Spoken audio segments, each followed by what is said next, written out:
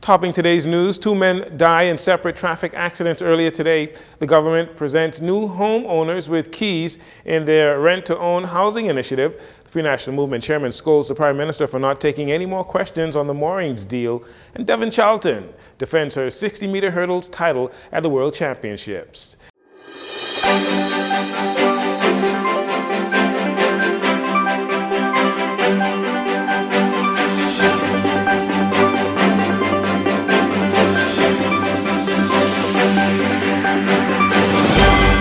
This is your Jcn Evening News. I'm Jcn Saunders. Thank you so much for joining us. 2 traffic fatalities within the space of 8 hours takes the number of people killed on the streets this year to an alarming 17. There were 13 traffic fatalities as of March 23rd in 2024. The latest traffic mishap taking place this morning shortly before 8 a.m. on Jane Street opposite the Prince Charles Shopping Center and involved a male victim. Chief Superintendent Sabrina Porter from the Police Traffic Division shared what police learned early into their investigation. Shortly before 8 a.m., police control room received a report that a male driver of a blue Nissan Sentra, he was traveling north on Jane Street when he varied to the western side of the street into a grassy area and subsequently collided into the fence of a residence at Ari Cooper Estates. Police say the victim, who is believed to be in his early 50s, died at the scene. An autopsy will be conducted to determine the exact cause of death. This accident follows the death of a 39-year-old motorcyclist who lost control of his red and white Honda 650 while in the area of Woodlawn Gardens on Soldier Road. Police say the victim was traveling south when he crashed into a lamp pole on the western side of Soldier Road shortly before 2 a.m. The victim was riding in a group and not wearing a helmet. Assistant Superintendent Demetria Capron had this bit of advice for the motoring public in general, including motorcyclists who are often seen popping on the streets, endangering their lives and the lives of others should they lose control of that motorcycle. We want to implore all motorcyclists to please have on their headgear. The life you save may be your very own. Helmet still saves lives. The message of road safety still continues. We are imploring you to drive within the speed limits, and we're imploring all motorists, please wear your seatbelts. The seatbelts and the helmets are to save your lives. Just last week, Prime Minister Philip Davis was at the Aaron Bailey High School where he launched a new road safety initiative under the theme, Watch the Road, Drive Safe to Arrive Alive, after 66 people died in traffic accidents last year. Trying to buy a piece of the rock, it can be extremely difficult for many Bahamians, especially young people, unless you're making loads of money. Even renting can prove challenging. 15 people, though, are now getting a hand up with the government's new rent-to-own program. Clemia Neely tells us more in this next report. The Ministry of Housing and Urban Renewal hosted a key presentation for the recipients of the rent-to-own program, celebrating 15 new homeowners and welcoming them into their new homes on Friday.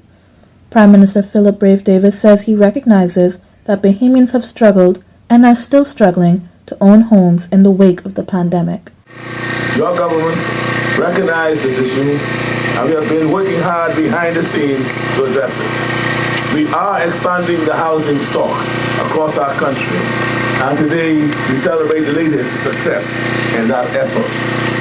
My friends, nothing makes me happier than helping Bahamians become first home owners.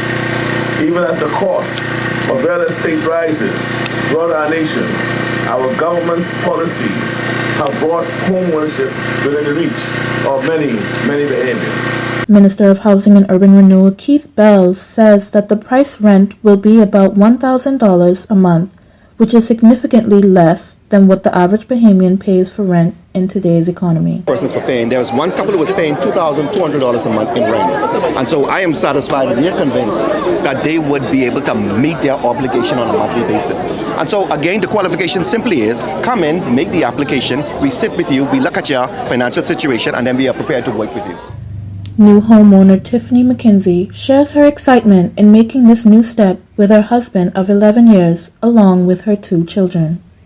It's a big step for my children, mainly because right now my daughter, she's a teenager, so she does not want to share a room anymore.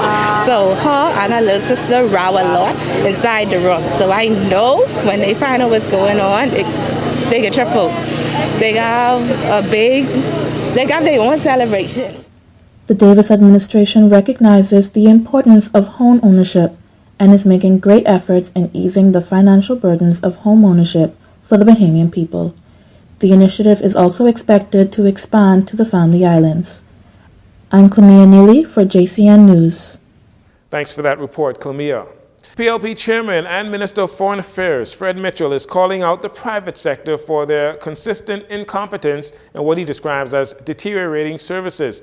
Mr. Mitchell highlighted several prominent private entities that provide essential services for the Bahamian people, noting that the quality of these services seem to be declining. Is it me, or is it just or is it the fact that the telecommunications system in the Bahamas seems to be going from bad to worse? Last week, the data on BTC was so bad you couldn't get a word out, and so you had to resort to a cell phone call. I'm not sure it's any better with a live, but on the Rev TV coverage, every 10 minutes or so, the television transmission was giving you an apology and an error message. Again, we left Nassau on Friday past. The leader of the opposition and me were on a plane with others. And yes, the airline did warn us in advance of crowded runways and possible delays. But the 3 p.m. flight to Freeport left and got into the air at 6:15 p.m., 3 hours and 15 minutes late. 99% of the account applications in the bank were approved. That's what it said at first blush. When you read the details, it said approval within 6 months. Problem is, we don't need the account within 6 months. We need it on the day we walk into the bank.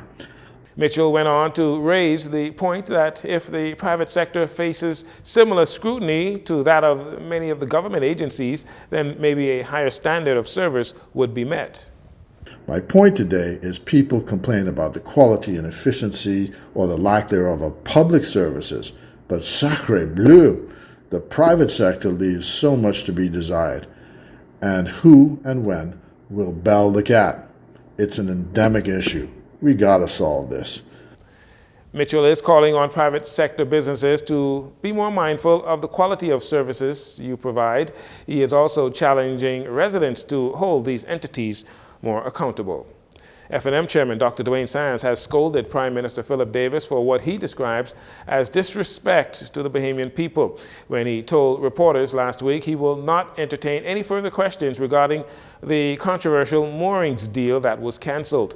The F&M Chairman is not taking well to the Prime Minister's position and says the opposition will not stop asking questions. So this past week, Philip Davis, he was asked about the secretive, lucrative sweetheart deal for certain well-connected PLPs that he had signed off on to lease 4,600 acres of prime seabed in Exuma. And he basically told everyone to go shut up and stop asking him questions. That's right. How dare you ask me any more questions? It was him. He promised an investigation. And the questions, well, they ain't gonna stop because the dictator-in-chief, he under pressure and he's punch drunk. We want to know, why hasn't he fired his deputy director of communications? Who were the beneficial owners of the Bahamas moorings? Was anybody in his office involved in securing and benefiting from the deal? Were there conflicts of interest, and by whom? The F&M chairman reminded the government of promises they made in their election manifesto called the Blueprint for Change. Under the heading Accountability, the PLP promised, and I quote, "We will adhere to the highest level of transparency as it relates to our natural resources." Philip Davis and the PLP hid the original moorings deal from the Bahamian people. Then, when their lame excuse and public relations exercise also blew up in their face, they reversed back and shut down the deal for damage control. Now, the same man whose party promised the highest level of transparency, telling everybody to shut up, don't ask him no more questions. In that same PLP blueprint, they promised, and I quote, "We will work to ensure that our natural resources benefit our people." You gotta laugh. Dr. Sands wanted to assure the voting public that the F&M is distinctly different from the PLP and will set up a moorings authority that will use the funds raised for the benefit of a national family island development program. And finally, in this segment, world record holder Devin Charlton successfully defended her 60-meter hurdles title at the World Athletics Championships in Nanjing, China on Sunday. She won a thrilling race, winning a 6-way photo finish in 7.72 seconds, beating out Detaji Kambunji, who ran 7.73 for silver, and Akira Nugent getting bronze medal for Jamaica in 7.74 seconds. No doubt Devin will be home in the very near future to celebrate her gold medal performance with the rest of the Bahamas. We congratulate Devin and the entire 5-member team for their efforts representing the 242 on the world stage. That team, by the way, was led by head coach Foster Dorsett. You're listening to JCN News. We'll take a break here. We'll be right back following these commercials.